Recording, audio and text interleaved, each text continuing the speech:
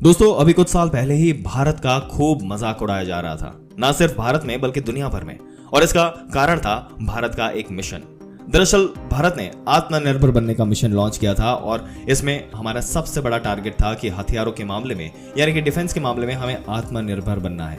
लेकिन इसका खूब मजाक उड़ा और इसके पीछे का कारण भी था मजाक उड़ने वाला या फिर मजाक उड़ने वाले ये कह रहे थे कि भारतीय सेना में जितने भी हथियार हैं उनमें 90% से ज्यादा विदेशी हथियार है। यानी कि सेना के पास जितने भी हथियार है आजादी के बाद से आज तक 90 से लेकर 95% तक हमने खरीदे हैं और इनमें भी 70% हथियारों तो सिर्फ एक देश रशिया से खरीदे हैं। और ऐसे में भारत का आत्मनिर्भर बनना संभव नहीं है।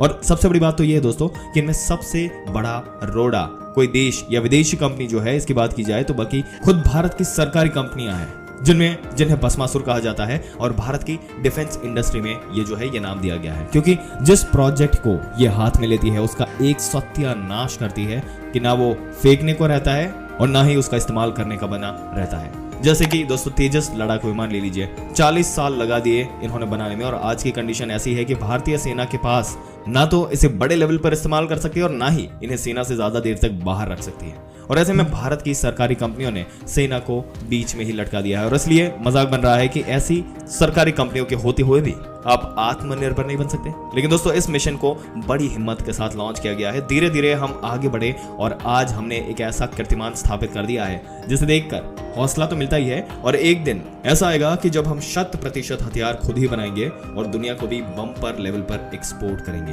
क्या है कीर्तिमान, आप अपनी स्क्रीन पर देख लीजिए दोस्तों। दरअसल भारत ने डिफेंस प्रोडक्शन में यानी कि हथियार बनाने के मामले में इतिहास के सारे रिकॉर्ड तोड़ दिए हैं। क्योंकि दोस्तों भारत ने 1.20 लाख करोड़ रुपए के जो हथियार है वो भारत में बनाए। और अगर आपको बिलियन में अगर बताए, बिलियन डॉलर में अगर बताए तो 165 बिलियन डॉलर जो है वो आंकड़ा बैठता है। दोस्तों आपकी क्या विचार है इस मुद्दे के बारे में कमेंट करके जरूर से बताइएगा और ऐसी जानकारी पाते रहने के लिए चैनल को सब्सक्राइब जरूर से कर दें।